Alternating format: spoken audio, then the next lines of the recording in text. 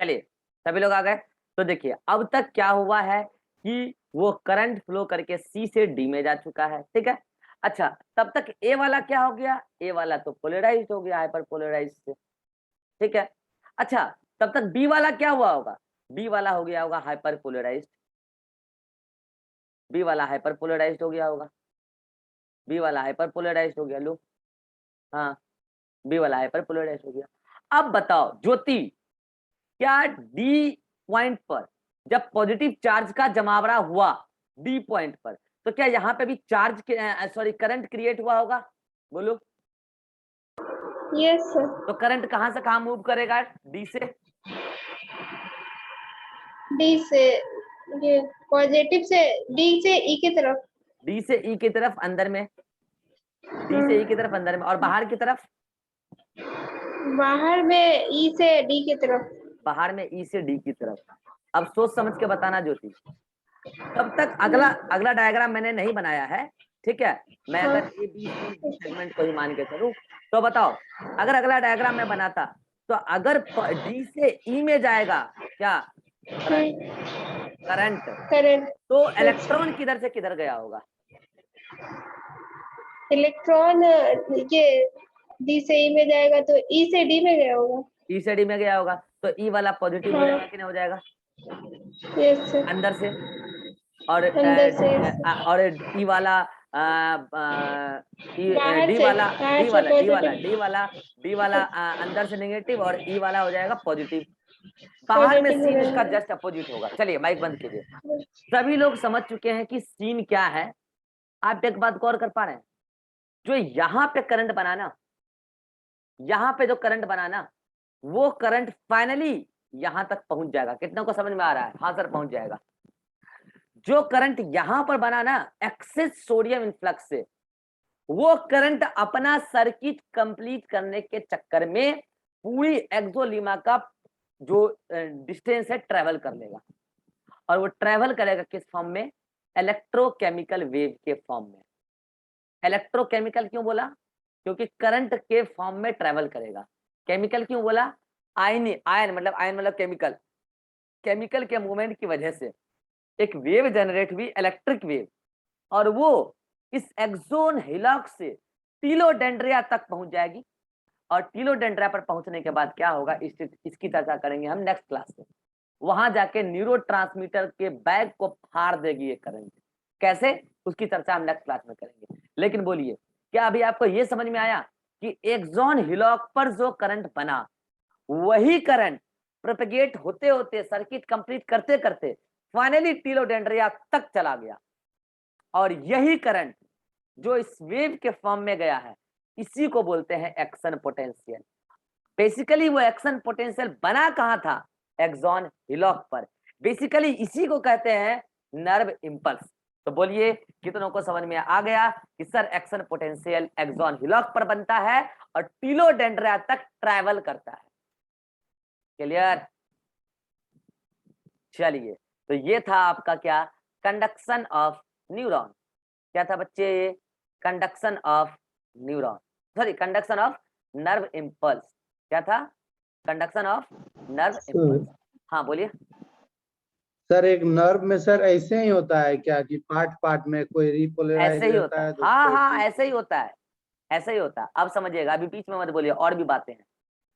अब आपके मन में आ रहा होगा कि ठीक है सर, मानते हैं ये सब काम फ्रैक्शन ऑफ सेकेंड में हो रहा होगा, ठीक है, मानते हैं काम फ्रैक्शन ऑफ सेकेंड में हो रहा होगा, लेकिन ये जो ए सेगमेंट पोलराइज्ड था, डीपोलराइज्ड हुआ, रीपोलराइज्ड हुआ, हाइपर पोलराइज्ड हुआ, फिर पोलराइज्ड हुआ। ऐसे ही हर सेगमेंट का खेल होगा।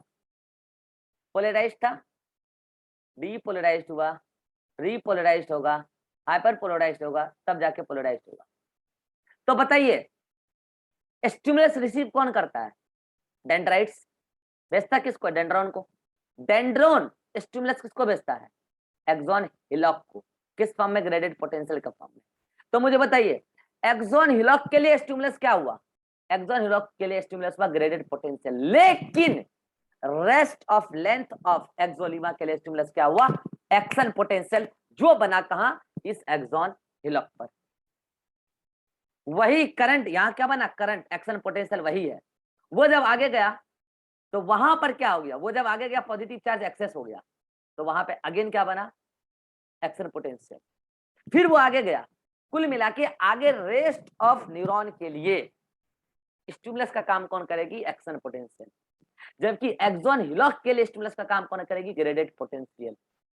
और ग्रेडेड पोटेंशियल बनने के लिए स्टिमुलस का काम खुद स्टिमुलस करेगी। कितनों को समझ में आया मैं क्या बोल रहा हूँ, कितनों को समझ में आ गया मैं क्या बोल रहा हूँ। एक्सॉन हिलॉक पर स्टिमुलस किस फॉर्म में आया, ग्रेडेड पोटेंशियल।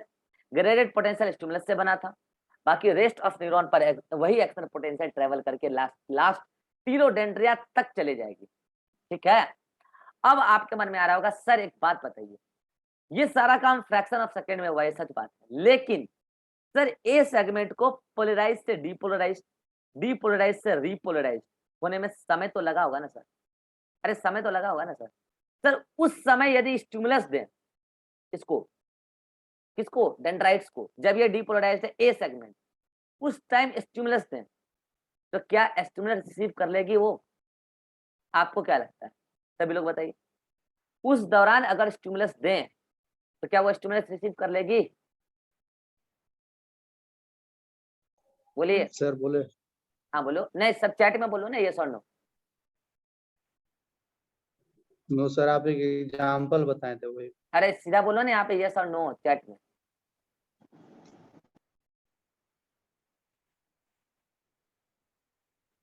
रिसीव नहीं करेगी।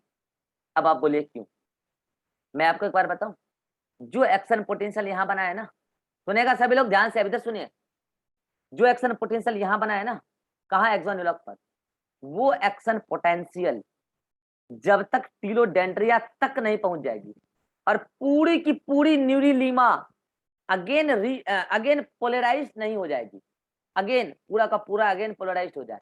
ऐसा नहीं कि केवल ये ए सेगमेंट, नहीं, पूरी न्यूरीलीमा, क्योंकि अगर ये ले भी लेगा तो आगे कंडक्ट तो नहीं होगा ना। जब तक पूरी की पूरी न्यूरीलीमा ऐसी नहीं बन जाएगी अगेन, तब तक स्टिमुलस आ भी जाएगा तो रिसीव नहीं होगा, समझ रहे हो।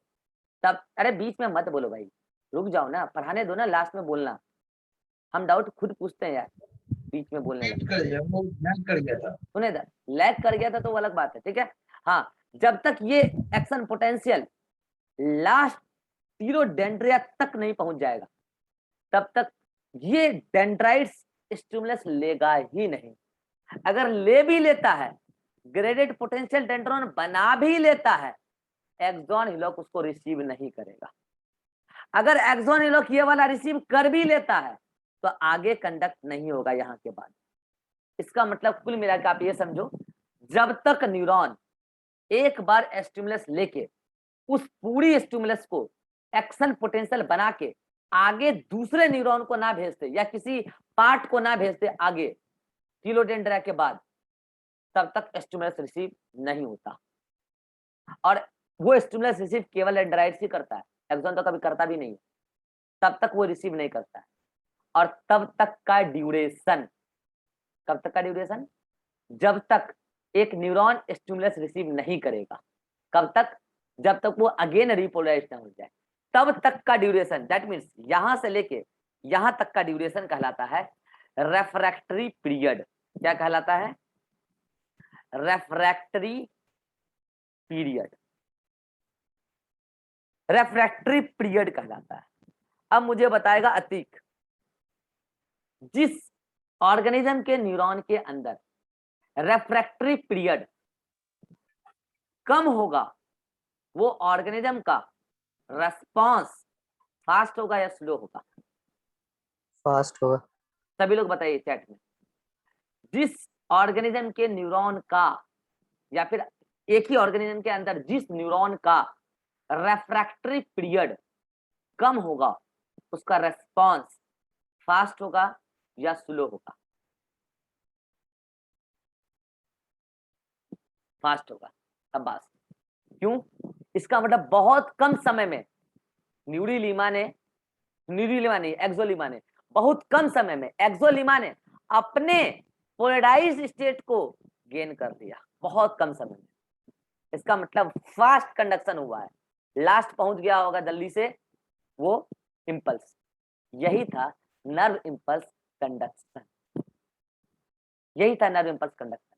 तो रेफ्रैक्टरी पीरियड क्या होता है, कोई आपसे पूछे तो क्या बोलोगे, जल्दी बोलो, क्या बोलोगे कि रेफ्रैक्टरी पीरियड वो ड्यूरेशन है जब न्यूरॉन एक इम्पल्स को कंडक्ट कर रहा है और दूसरा इम्पल्स को, मतलब एक स्टिमुलस को लेकर इम्पल्स को कंडक्ट कर रहा है और दूसरा स्टिमुलस को लेने के लायक नहीं है, तब तक का वो समय रेफ्रैक्टरी पीरियड कहलाता है। और आपको एक मजे की बात बताऊं, सुनोगे सुनोगे, इस पूरे पृथ्वी पर, इस पूरे लिविंग वर्ल्ड में सबसे कम रेफ्रैक्टरी पीरियड किसका है, आपको क्या लगता है किसका होगा, किस ऑर्गेनिज्म का होगा इस एंटायर लिविंग वर्ल्ड में, इस एंटायर लिविंग वर्ल्ड में सबसे कम रेफ्रैक्टरी पीरियड किसका है, किसका है, क्या लगता है आपको? ह्यूमन, ह्यूमन का है। अब आपके मन में आ रहा होगा ऐसा कैसे हुआ कि ह्यूमन का रेफ्रैक्टरी पीरियड घट गया और स्पीड बढ़ गया। तो ये बात तो मैं अभी आपको बताऊंगा, लेकिन यहां तक अगर अभी भी कोई डाउट है तो क्लियर कर दीजिए। देखिए ये कहानी समझ में आया होगा तब आपको आज एनसीईआरटी का लाइन समझ में आएगा, मैं खुद रीड करके आपको बताऊंगा, लेकिन यहां तक कहानी समझ में आया होगा तब आपको आगे भी समझ में आएगा, नहीं तो नहीं आएगा। बोलिए यहां तक समझ में आया, कोई डाउट? हर्ष अब बोलो। नो सर, नो सर, वही बोल रहा था, तभी बीच में शिवानंद, लैग कर गया। Shivanand, any doubt Shivanand? No sir. Jyoti, no sir. Riba, no sir. Atiq, no sir. Atiq, Abhishek, no sir. No sir. Suman. No sir. चलिए आप लोगों को एक डाउट नहीं आया तो अब मैं आपको एक डाउट क्रिएट करा रहा हूं, कराऊं? अरे कराऊं? आओ, आप बोलोगे सर हाँ, आप तो बोलते थे कि एक्सोलिमा के बाहर स्वान सेल होता है और Schwann cell myelin sheath secrete करता है और वो आयन के लिए इंसुलेटर होता है। कितनों को याद आ रहा है वो कहानी? सर लीजिए यहाँ पे बनाइए ना सर, वो माइलिन शीथ बना दीजिए सर, यहाँ पे लीजिए, यहाँ पे भी मैंने माइलिन शीथ बना दिया, लो यहाँ पे भी मैंने माइलिन शीथ बना दिया, लो। तो सर यहाँ से जो अभी आप आयन का क्रॉसिंग करा रहे थे ऐसे ऐसे, वो तो हो ही नहीं पाएगा सर, वो तो केवल नोड ऑफ रेडमियर से ही होगा ना। मान लो सी वाला सेगमेंट हो सकता है, मान लो अगर सी वाला सेगमेंट नोड ऑफ रेडमियर है तो सर आप तो बिना माइलिन शीथ के ही पढ़ा दिए हैं। कितनों को समझ में आया? डाउट क्या है?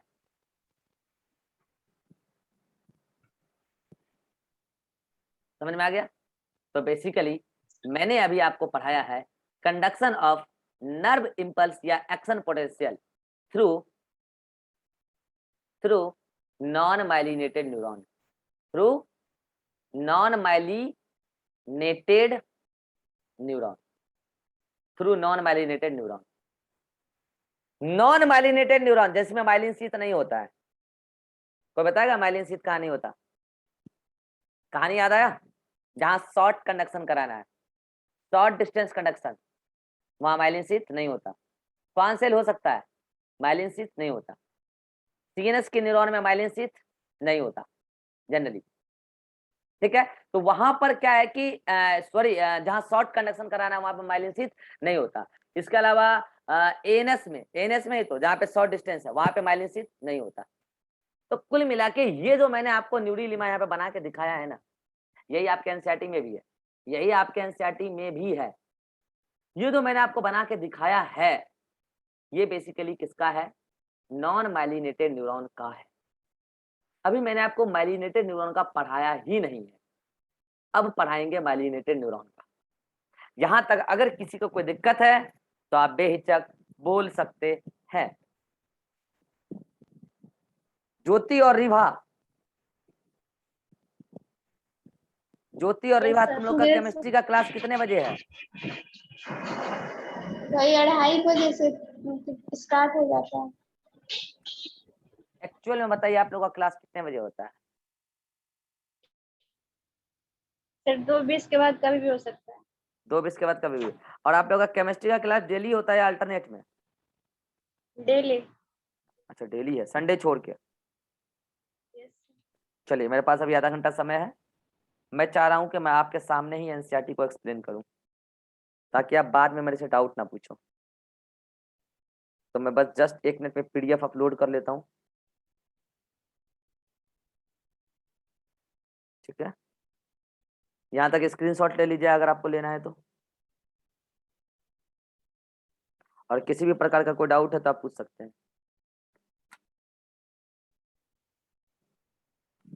ठीक है? चलिए जस्ट वेट 1 सेकेंड, मैं पीडीएफ अपलोड कर रहा हूँ। अगर किसी को कोई डाउट है तो आप पूछ सकते हैं, आप पूछ सकते हैं। मैं सर एनसीईआरटी, नोट्स में हाँ नोट्स में क्या, हाँ बोले ना डाउट है तो। करेक्शन करना होगा एक जगह, हाँ हाँ हाँ हाँ, किया हुआ है, फोटो भेज दूंगा मैं। डिपोलराइजेशन। करेक्शन किया हुआ है, मुझे पता है, मैं भेज दूंगा। अगर आपका कोई नया करेक्शन आपको लग रहा होगा तो वो भी मैं एक बार सुन लूंगा। जस्ट वेट 1 सेकेंड, मैं आपके सामने पीडीएफ अपलोड कर रहा हूँ। और वो किसका पीडीएफ है? एनसीईआरटी का पीडीएफ है, ठीक है?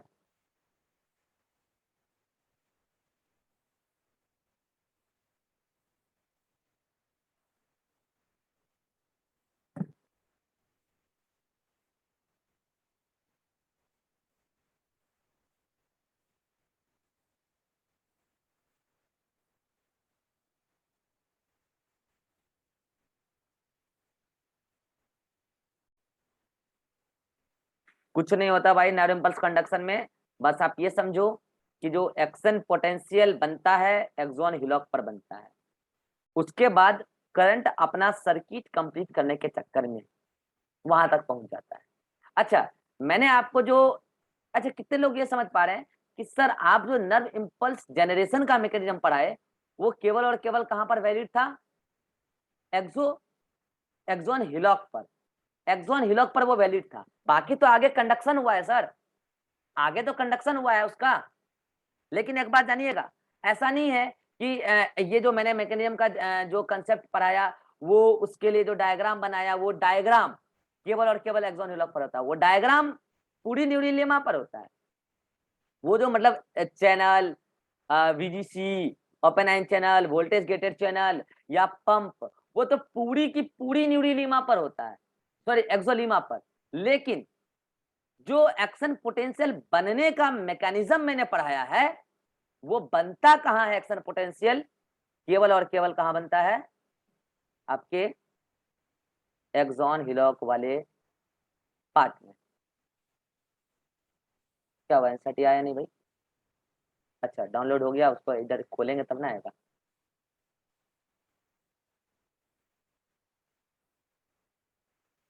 ठीक है, तो इस बात को आप ध्यान रखिएगा, जो आपको एक्शन पोटेंशियल के जनरेशन का मैकेनिज्म मैंने बताया है वो मैकेनिज्म एक्सॉन हिलॉक पर चलता है। वहां पर एक बार एक्शन पोटेंशियल बन गई तब तो वो टीलोडेंड्रिया तक जाके ही रहेगी। यही तो, इसीलिए तो एक्सॉन हिलॉक को ट्रिगर जोन बोलते हैं। मतलब ट्रिगर छूट गई तो बंदूक से गोली निकल के जहां उसको जाना है जाके ही रहेगी।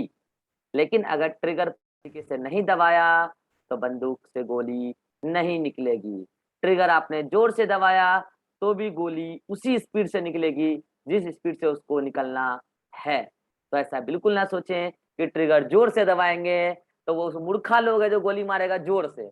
जोर से गोली नहीं मारा जाता, गोली तो बस मारा जाता है, ठीक है? गोली तो बस मारा जाता है, ये बात हमेशा ध्यान रखिएगा। अगर गोली लग गई तो ठीक है, मतलब ट्रिगर दबाई गई थी। ऐसा नहीं है कि जोर से ट्रिगर दबाएंगे तो जोर से गोली लगेगा, ऐसा कुछ नहीं है, तब कम डिस्टेंस पे जाके मारिए ना। चलिए, तो एनसीईआरटी आपके सामने आ चुका है। अब मैं आपको एनसीईआरटी की एक एक लाइन पढ़ के सुना रहा हूँ, ठीक है? आई थिंक सभी को एनसीईआरटी दिख रहा होगा, देखिए, चलिए देखते चलिए। बस गौर करते चलेगा। न्यूरॉन्स आर एक्साइटेबल सेल्स, मैंने कहा था न्यूरॉन एक्साइटेबल सेल है, ये इम्पल्स को रिसीव कर सकता है। बिकॉज क्यों है एक्साइटेबल सेल, मैंने कहा था उसकी मेम्ब्रेन पोलराइज्ड होती है, बिकॉज देयर मेम्ब्रेन, न्यूरॉन की मेम्ब्रेन, एक्सोलीमा के बारे में बात चल रही है, are in polarised state. Do you know why the membrane of a neuron polarised, क्या आप जानते हैं कि एक न्यूरॉन की एक्सोलीमा क्यों पोलराइज्ड होती है? मैंने कहा था डिफरेंशियल आयनिक कंसंट्रेशन ग्रेडियंट, आगे लिखा होगा सही। Different type of ion channels are present on the neural membrane, here this neural membrane is what, axolemma, axolemma. These ion channels are selectively permeable to different ions, मैंने कहा था जो channel होता है वो स्पेसिफिक होता है, पर्टिकुलर आयन को ही आने जाने देगा, ठीक है। When a neuron is not conducting any impulse, मतलब कोई स्टिमुलस नहीं दिया गया, कंडक्ट नहीं हो रहा इम्पल्स का, कंडक्शन नहीं हो रहा इम्पल्स का, मतलब अभी न्यूरॉन रेस्टिंग स्टेज में है। जब रेस्टिंग स्टेज में है तो उस दौरान मेम्ब्रेन की परमेबिलिटी ओपन आयन चैनल से डिसाइडेड होती है, इसलिए यहाँ लिखा है axonal membrane is comparatively more permeable to potassium ion and nearly impermeable to sodium ion. आप चाहें तो इस लाइन को ऐसे घेर के लिख सकते हैं, at resting stage, at resting stage permeability of exolemma is decided by number of open ion channel, और नीचे लिख लीजिएगा potassium open ion channel much far than sodium open ion channel. समझ में आया? ये स्क्रीनशॉट ले लीजिए, स्क्रीनशॉट ले लीजिए, तो ये बात आप उसमें ऐड कर लेंगे, ठीक है। अब आगे पढ़िए। सिमिलरली इसी तरीके से मेम्ब्रेन मतलब axolemma is impermeable to negatively charge protein, कारण पता है, present in the axoplasm because protein is macromolecule, because protein is macromolecule, polymer है वो, उसके लिए किसी प्रकार का कोई चैनल और गेट वेट नहीं मिलता, ठीक है, तो ये कारण है उसका, ठीक है। आगे देखिए, consequently the axoplasm inside axon contains high concentration of potassium, negatively charge protein and low concentration of sodium. याद रखने बताया था, कंसेप्ट याद आया, अंदर पीके ज्यादा प्रोटीन भी और सोडियम भी, प्रोटीन भी और पोटेशियम भी, और NaCl खाएंगे तो NaCl बाहर ही रहेगा ज्यादा, तो अंदर कम रहेगा। In contrast the fluid outside the axon contains low concentration of potassium, a high concentration of sodium and thus form concentration gradient. These ionic gradient across the resting membrane क्यों बोला, क्योंकि अभी कोई प्रकार का इम्पल्स का कंडक्शन नहीं हो रहा है, इसलिए रेस्टिंग बोला है, ठीक है। रेस्टिंग मेम्ब्रेन मेंटेन्ड बाय, मतलब ये जो ग्रेडियंट है, बाहर सोडियम ज्यादा पोटेशियम कम, अंदर पोटेशियम ज्यादा सोडियम कम, ये जो मेंटेन किया जाता है मेनली किससे, active transport of ion by the sodium potassium pump, क्योंकि मैंने कहा अगर ऐसा है तब तो पैसिव डिफ्यूजन अगर होता रहेगा तो ग्रेडियंट तो थोड़ी देर में खत्म हो जाएगा ना, ग्रेडियंट तो खत्म हो जाएगा ना, तब वो कैसे पोलराइज हो सकता है, नहीं हो सकता है। लेकिन उसको मेंटेन कौन करता है उस ग्रेडियंट को, एक्टिव ट्रांसपोर्ट बाय पंप, वो कराता है एक्टिव ट्रांसपोर्ट, ठीक है। इसके आगे देखो आप क्या लिखा है, विच transport 3 sodium outward and 2 potassium into the cell. As a result, outer surface of axonal membrane possesses positive charge, while its inner surface possesses negative charge. बोलो यहां तक कितनों को समझ में आ गया? हाथ करा कीजिए, एनसीईआरटी, एनसीईआरटी स्क्रीनशॉट जल्दी।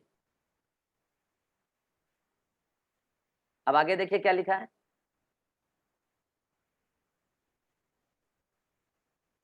देखिए यहाँ लिखा है becomes negative charge and therefore it is polarized, इसलिए polarized होता है।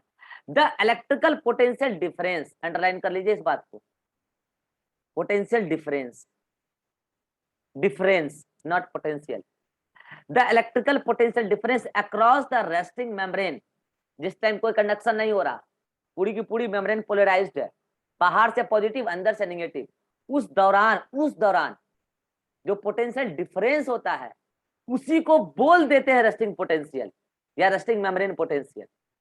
लेकिन रेस्टिंग मेम्ब्रेन पोटेंशियल जो -70 मिली वोल्ट है, वो रेस्टिंग पोटेंशियल भले ही कहला रहा है, लेकिन वो पोटेंशियल नहीं है, वो पोटेंशियल डिफरेंस का वैल्यू है। कितने को समझ में आ गया मैं क्या बोल रहा हूँ? वो पोटेंशियल नहीं है, वो पोटेंशियल डिफरेंस का वैल्यू है।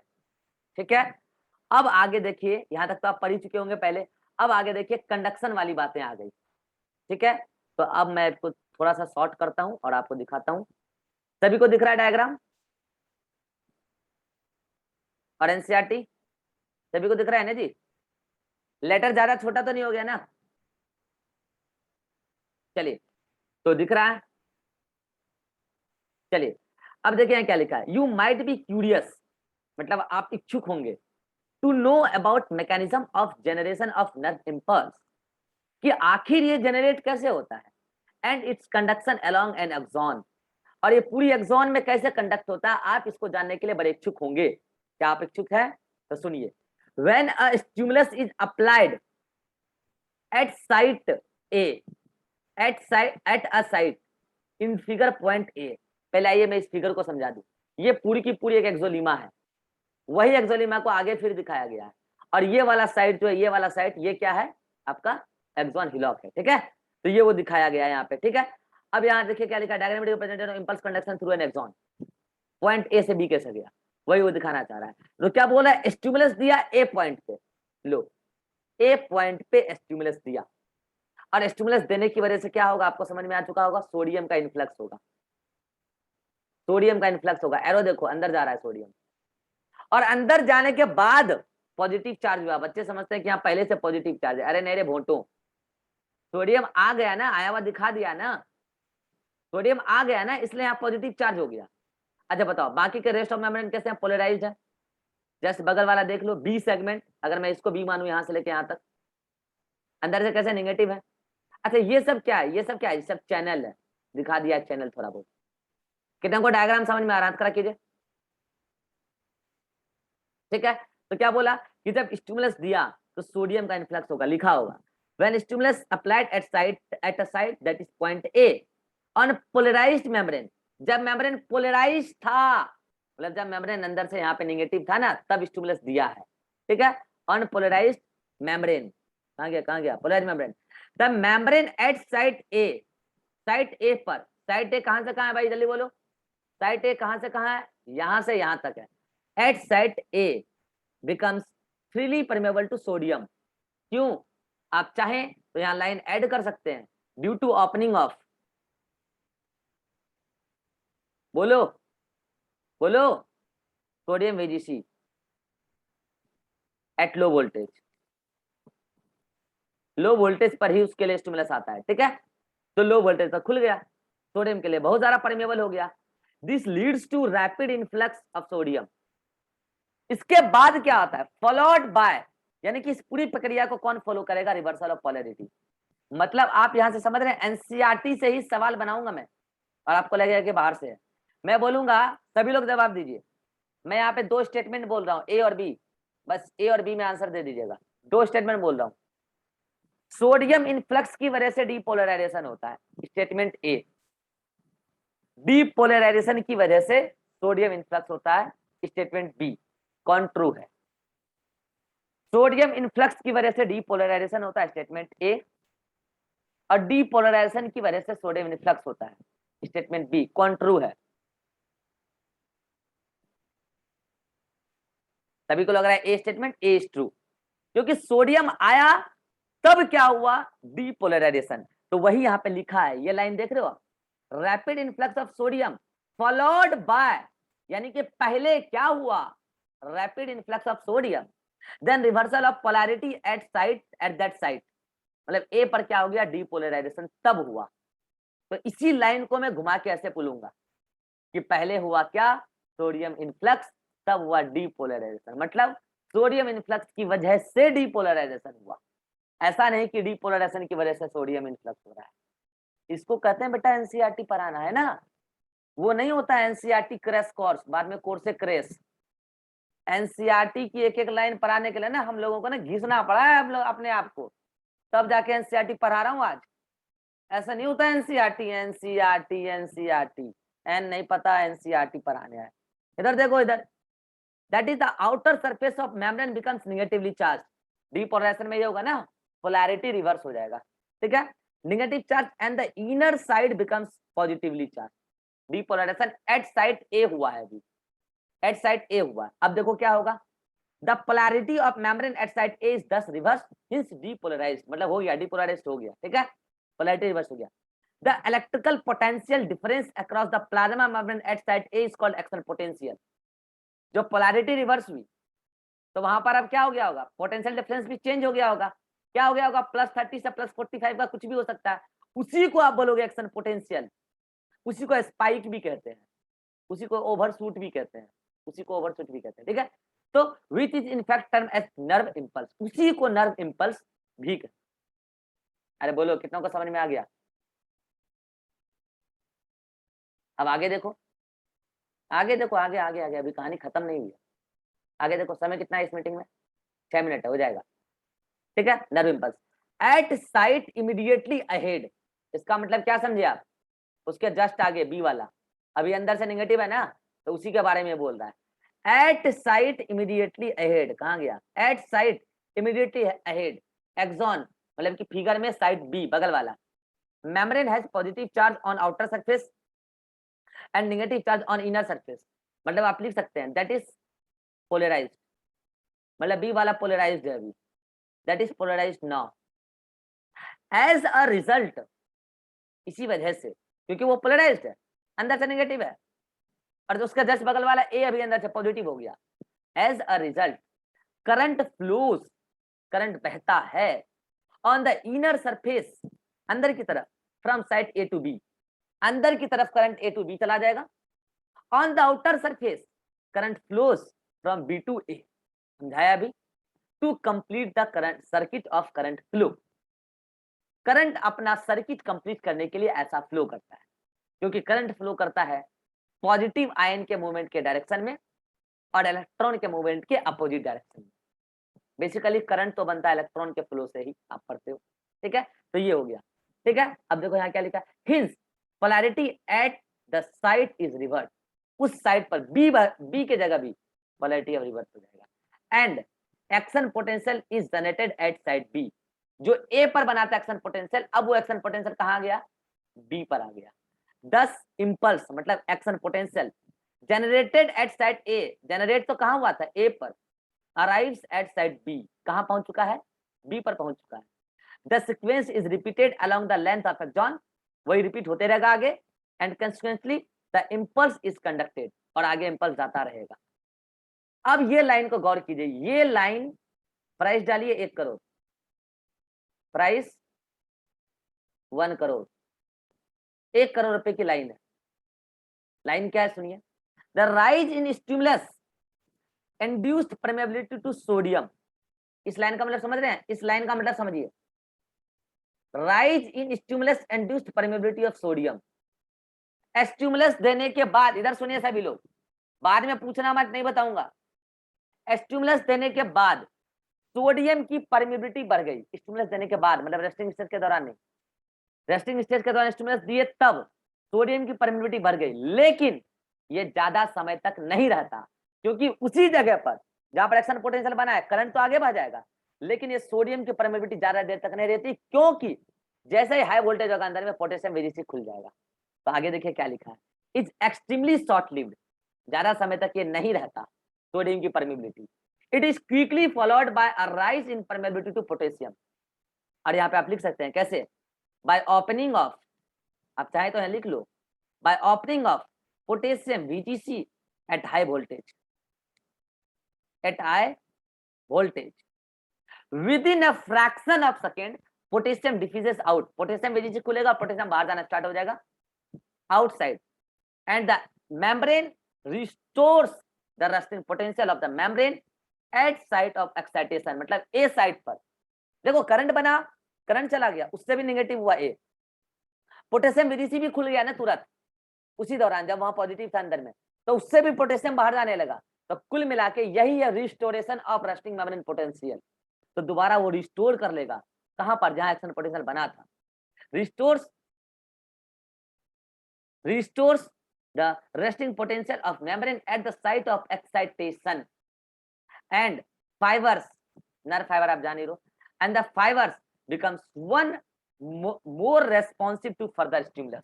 अब जब वो पूरे एक्सॉन पर ऐसा हो जाएगा, फाइबर मतलब पूरा एक्सॉन, पूरी एक्सॉन पर जब ऐसा हो जाएगा रिस्टोरेशन, तब अगेन वो स्टिमुलस ले सकता है, मतलब रिफ्रैक्टिव पीरियड समाप्त हो गया है। स्क्रीनशॉट लीजिए जल्दी से, मतलब रिफ्रैक्टिव पीरियड समाप्त हो गया है। कितनों को समझ में आ गया कि मैं एनसीईआरटी की इस एक पेज को समझाने के लिए 5 दिनों से मेहनत कर रहा हूं? बेटा इसको कहते हैं एनसीईआरटी। आप कुएं वाले जिंदगी से बाहर निकलो, आपको दुनिया समझ में आएगा, बहुत बड़ा है। जो लोग एनसीईआरटी क्रैश कोर्स चला रहे हैं ना, बच्चा को कितना समझ में आता है, बच्चे को पता है। दिन भर ऑनलाइन क्लास चल रहा है यूट्यूब पर, और बच्चे फालतू में चैनल सब्सक्राइब कर रहे हैं, और उनको समझ में कुछ नहीं आ रहा, बस वो लाइक कर रहे हैं, सब्सक्राइब कर रहे हैं, स्मार्ट लुकिंग सर लिख रहे हैं, समझ में उनको कुछ आ रहा है नहीं। अब आपको समझ में आ रहा होगा सर सच में यार ये एनसीईआरटी तो बहुत रहस्यमयी बुक है सर। अब आप देखो ना एनसीईआरटी कितना लाइन उड़ा दिया, देखो मैंने यहाँ ऐड किया, यहाँ ऐड किया, इस लाइन को मैंने इंपॉर्टेंट मार्क किया। एनसीईआरटी रिवीजन लाइन खा जाता है क्या क्रैश कोर्स में आप कराओगे? लाइन तो पूरा खा जाता है। अरे भाई साहब एनसीईआरटी को पहले समझाओ तो सही डिटेल में। अच्छा अब देखो यहाँ पे आप समझो एनसीईआरटी पढ़ने का क्या तरीका है, मैं ये आपको दिखा रहा हूँ, ये मेरी एनसीईआरटी का फोटो है। जब मैं ये पढ़ रहा था पहली बार जीवन में नर्वस सिस्टम, उस समय का ये एनसीईआरटी है। ये देखो मैंने इस लाइन को पढ़ा, इसके आगे यहाँ तक मैंने नहीं पढ़ा था, बस यहीं तक पढ़ा था। मुझे समझ में आ गया कि ऐसा इसलिए होता है क्योंकि करंट अपना सर्किट कंप्लीट होता है। मेरा दिमाग दौड़ गया फिजिक्स में, तो मैंने ऐसा लिख दिया, because current flows from positive charge to negative charge to complete the circuit. मुझे नहीं पता था एनसीईआरटी ने आगे लिखा है कि नहीं लिखा है, लेकिन मैंने यहाँ से यहाँ कहा, यहाँ से यहाँ सब जब लाइन पढ़ा तो मुझे ऐसा लगा कि करंट अपना सर्किट कंप्लीट करने के लिए ऐसा क्या होगा। अब देखो आगे एनसीईआरटी ने खुद लिखा था to complete the circuit of current flow. इसको कहते हैं एनसीईआरटी को गौर से कंसंट्रेट होकर पढ़ना। एनसीईआरटी जो आगे बोलना चाह रही है हम उसको पहले ही समझ लेते हैं, और ऐसा तब होगा जब आपको क्लास में टीचर बहुत बढ़िया से समझा देंगे टॉपिक को।